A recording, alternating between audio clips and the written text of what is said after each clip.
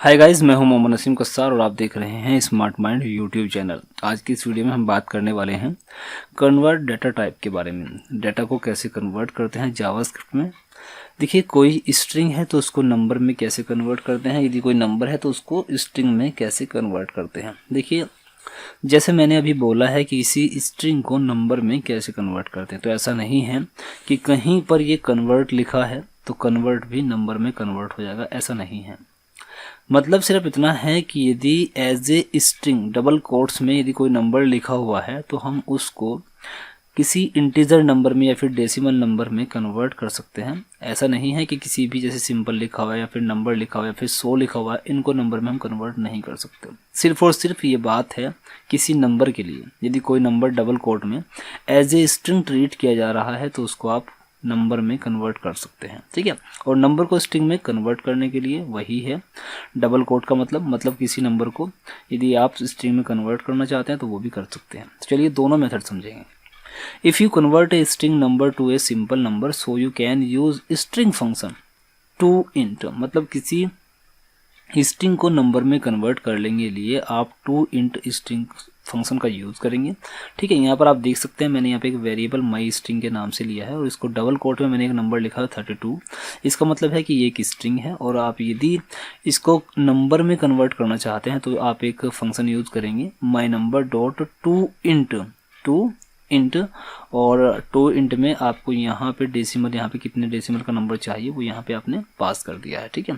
तो आपको रिजल्ट मिलने वाला है 32। Okay, if you convert a number to string so you can use function to string.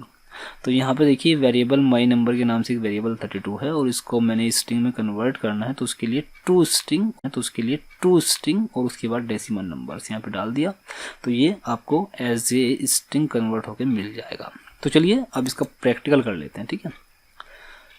देखिए, सबसे पहले मैं क्या करता हूँ, यहाँ पे मेरे पास ऑलरेडी वेरिएबल्स मैंने बना रखे हैं तो एक काम करता हूँ, मैं यहाँ पे दोबारा बनाता हूँ, ठीक है।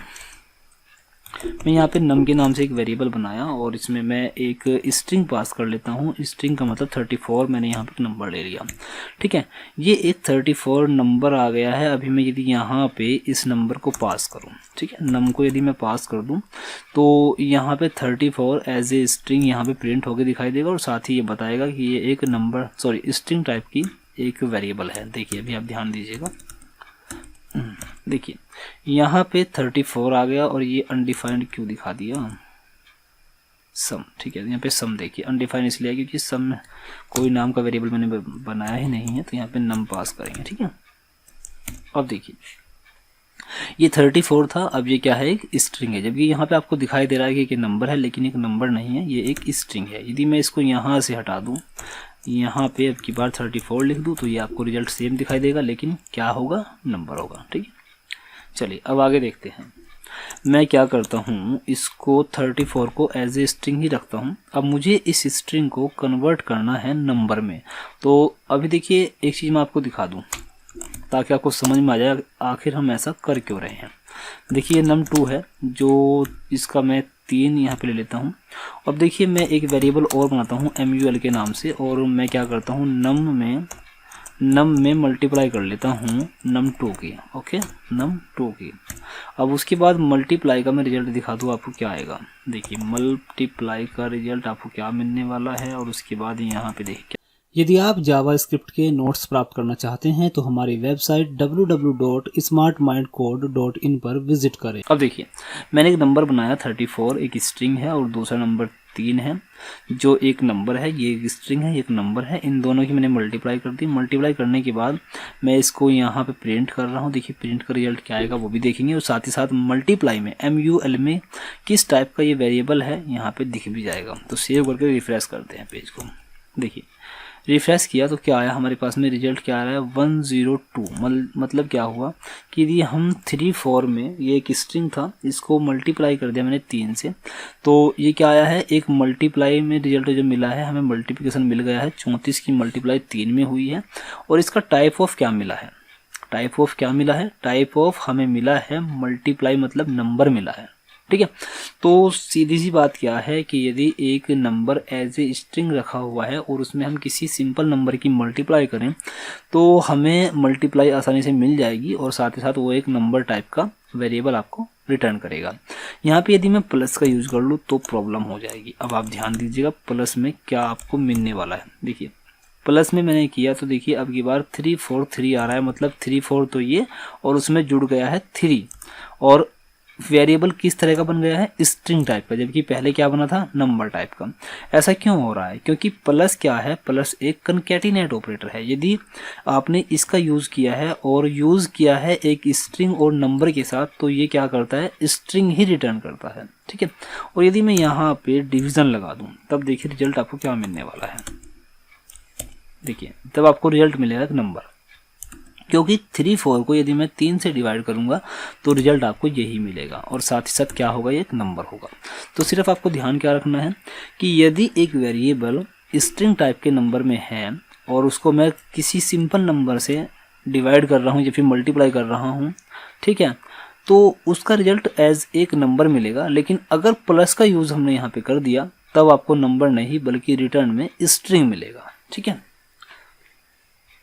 चलिए एक चीज़ और देख लेते हैं। मैं यहाँ पे सबट्रैक्ट का निशान लगाता हूँ। अब की बार सबट्रैक्ट करने पर 31, क्योंकि 34 में से माइनस करूँगा 3 तो ये क्या आएगा, 31 आएगा। ठीक है। देखिए ये तो बात हुई हमारी एक एज ए स्ट्रिंग नंबर के बारे में और सिंपल नंबर के बारे में। लेकिन अगर मैं यहाँ पे कुछ लिख दूँ तो क्या ये भी हो जाएगा? ऐसा नहीं होगा। यदि मैं एक काम कर लूँ, मल्टीप्लाई कर दूँ, तो अब आपको आंसर क्या मिलने वाला है वो देखिए। देखिए अब आपको रिजल्ट मिलेगा नन, क्योंकि नॉट ए नंबर। जबकि देखिए यहाँ पर जो नंबर मैंने लिखा था वो भी डबल कोट्स में था, लेकिन वो एक नंबर था, ये एक नंबर नहीं है।